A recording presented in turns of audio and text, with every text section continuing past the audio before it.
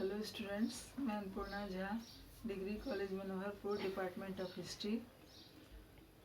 आज की क्लास में हम सेमेस्टर 3 CC 7 में जापान के संबंध में चर्चा करेंगे। जापान में संविधान की पुनर्स्थापना तथा वहाँ सम्राट के शासन व्यवस्था को फिर से लागू करने के विषय में इस क्लास में हम जिक्र करेंगे। मेइजी पुनर्स्थापना, जिसे जापान में सम्राट की शक्ति को पुनर्स्थापित करने का कार्य को मेइजी पुनर्स्थापना कहा जाता है। जापान में विदेशियों से पराजित होने के पश्चात उन्हें विशेषाधिकार जापान का द्वार विदेशियों के द्वारा जबरदस्ती खोले जाने के पश्चात वहाँ के लोगों में इसके विरुद्ध प्रतिक्रिया हुई तथा वहाँ सम्राट की सत्ता को पुनः स्थापित की गई, जिसे मेइजी पुनर्स्थापन कहा जाता है। मेइजी पुनर्स्थापन के पश्चात नए संविधान का निर्माण किया गया। हम उसी संबंध में इस क्लास में चर्चा करेंगे।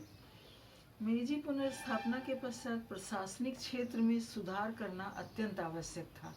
इस संबंध में 1868 ईस्वी में ही सम्राट के द्वारा एक घोषणा की गई थी, जिसमें शासन संबंधी सुधारों का उल्लेख किया गया था। लेकिन कुछ लोग ऐसे भी थे जो प्रशासनिक सुधारों के विरोधी थे। ऐसे ही समय में कुछ प्रगतिशील विचारकों ने शासन में सुधार के लिए आंदोलन चलाया। धीरे धीरे सुधार की मांग बढ़ने के साथ साथ जापान में नए नए राजनीतिक दलों का भी उदय हुआ। इन दलों में कुछ उदारवादी, कुछ सुधारवादी तथा कुछ राजतंत्र के समर्थक थे। राजनीतिक दलों की तेजी से गतिविधियां बढ़ने लगी, जिससे पूरे जापान में अशांति का माहौल बनने लगा। अतः लोकमत को ध्यान में रखते हुए कुछ संवैधानिक सुधार करना आवश्यक हो गया। 1881 ईस्वी के अक्टूबर माह में सरकार के द्वारा एक घोषणा की गई, जिसमें कहा गया कि 1890 ईस्वी तक जापान के लिए एक नए संविधान का निर्माण किया जाएगा और उस संविधान के अनुसार राष्ट्रीय संसद की स्थापना की जाएगी। संविधान निर्माण से पहले पश्चिमी देशों की शासन पद्धतियों की जानकारी के लिए एक व्यक्ति को यूरोप भेजा गया। उसने बर्लिन और वियना की यात्रा की। उसे वहाँ सलाह दी गई कि जापान में एक ऐसे संविधान का निर्माण किया जाए जहाँ मंत्री परिषद संसद के बजाय सम्राट के प्रति उत्तरदायी हो तथा सम्राट को संसद के किसी भी फैसले को रद्द करने का पूरा अधिकार हो। वह प्रतिनिधि वियना से पेरिस, लंदन और रूस होते हुए जापान लौटा। 1884 ईस्वी में सम्राट ने उसे संविधान निर्माण का कार्य सौंपा। उसने उस समय विदेश यात्रा के समय अपने जिन सलाहकारों को अपने साथ रखा था, उन्हें सहायता के लिए नियुक्त किया तथा इस दल को राजनीतिक दबावों से मुक्त रखने के लिए पूरी व्यवस्था की गई। 11 फरवरी 1889 ईस्वी को नए संविधान की घोषणा की गई, जिसे मेइजी संविधान कहा जाता है। मेइजी संविधान में सामंतवाद और पूंजीवाद दोनों की विचारधाराओं को शामिल किया गया था। इस संविधान में सम्राट की स्थिति सर्वोपरि थी। इसमें यह प्रदर्शित किया गया कि यह संविधान जनता के प्रतिनिधियों द्वारा निर्मित नहीं था, बल्कि यह सम्राट की ओर से जनता को दिया गया एक उपहार था। इसलिए इस संविधान में संशोधन करने का अधिकार सिर्फ सम्राट को था। संशोधन के लिए दोनों सदनों की स्वीकृति को अनिवार्य बनाया गया। संविधान की व्याख्या करने का अधिकार न्यायालयों को दिया गया, पर मतभेद की स्थिति में उसके निपटारे का अधिकार प्रिवी काउंसिल को दिया गया। शाही महल को साधारण नियमों और कानूनों से ऊपर रखा गया। कानून बनाकर इसमें किसी भी तरह का परिवर्तन लाना संभव नहीं था। इसमें प्रिवी काउंसिल तथा शाही परिवार की परिषद की सलाह अनिवार्य बना दी गई। क्योंकि यह संविधान परिषद के नियंत्रण से बाहर था। सम्राट के उत्तराधिकार का प्रश्न भी संविधान नहीं बल्कि शाही महल का कानून ही तय करता था। इन सब के अलावा भी सम्राट को कई तरह के विशेषाधिकार प्राप्त थे। स्थल और जल सेना के सेनापति तथा उसके पदाधिकारियों को सम्राट के द्वारा ही सीधे नियुक्त किया जाता था और वे सम्राट के ही अधीन थे। इस प्रकार यह संविधान राजतंत्र का ही एक स्वरूप बनकर रह गया था। इस संविधान के द्वारा 2 परामर्शदात्री समितियों का गठन किया गया। एक का नाम मंत्री परिषद और दूसरे का नाम प्रिवी काउंसिल था।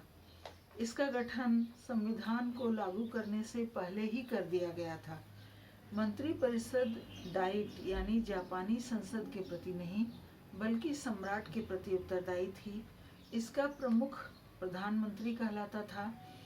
प्रिवी काउंसिल का निर्माण सम्राट स्वयं करता था तथा इसका कार्य विभिन्न समस्याओं पर सम्राट को सलाह देना था।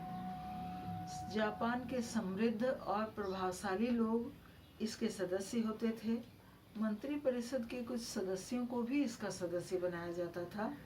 सदस्यों और मंत्रियों की नियुक्ति सम्राट स्वयं करता था तथा सम्राट की कृपा से ही वे अपने पदों पर बने रह सकते थे। संविधान में संसद के निर्माण का उल्लेख किया गया था। संसद के 2 सदन बनाए गए, उच्च सदन और निम्न सदन। उच्च सदन में अमीरों कुलीनों को शामिल किया गया। जापान के कुलीन वर्ग, राजकुल के लोग तथा धनी वर्ग को सर्वाधिक टैक्स देने वाले लोगों को सम्राट के द्वारा मनोनीत किया जाता था। निचले सदन में 15 येन या इससे अधिक कर देने वाले व्यक्तियों अर्थात कुल जनसंख्या का 1% भाग से ही प्रतिनिधियों को निर्वाचित किया जाता था। कानूनों की वैधता के लिए इस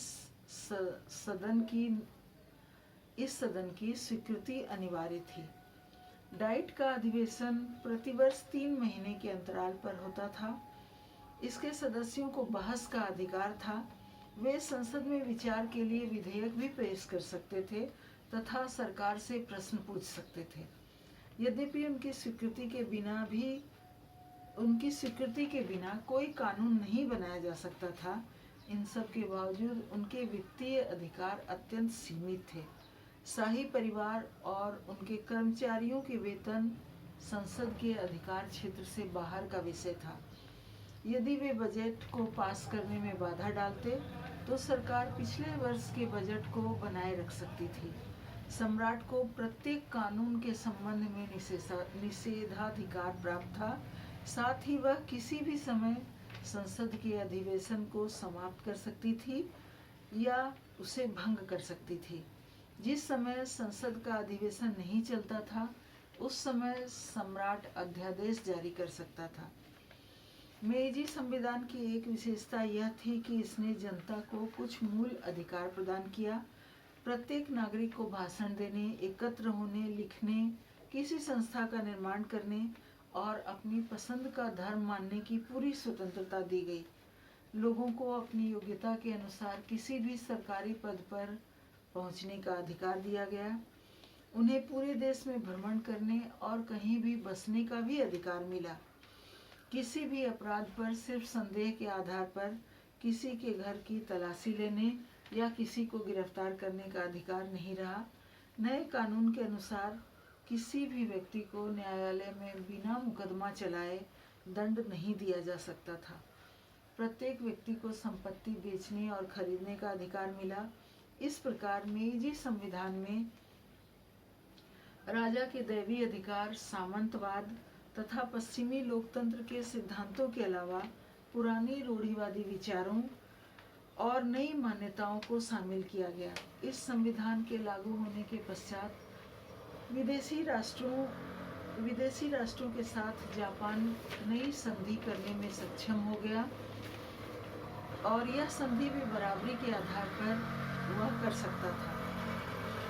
आरंभ में जापान से की गई संधि व्यवस्था में पश्चिमी राष्ट्रों ने अपनी प्रजा को जापानी कानूनों, जापानी कानून के अधिकार से बाहर रखने के लिए राज्य क्षेत्रातीत अधिकार प्राप्त कर लिया था, जैसा कि उन्होंने चीन के मामले में किया था।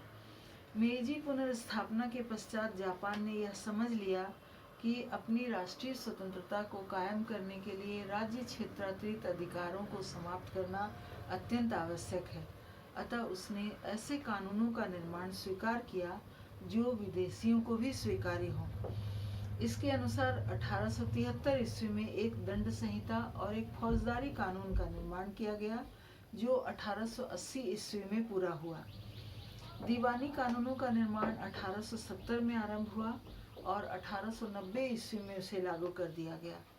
इन सब के पश्चात विभिन्न देशों के राज्य क्षेत्रातीत अधिकारों को समाप्त कर दिया गया। फौजदारी कानूनों को फ्रांसीसी कानूनों के आधार पर बनाया गया, जबकि दीवानी कानूनों पर फ्रांसीसी कानूनों के साथ जर्मनी और कुछ अन्य देशों के कानूनों का भी प्रभाव था। जापान की न्याय विभाग को भी नए सिरे से संगठित किया गया। इसके लिए आवश्यकता अनुसार छोटे बड़े न्यायालयों का निर्माण किया गया। 1894 ईस्वी में संपूर्ण जापान की न्याय व्यवस्था नए कानून व्यवस्था के अनुसार चलने लगी। Thank you.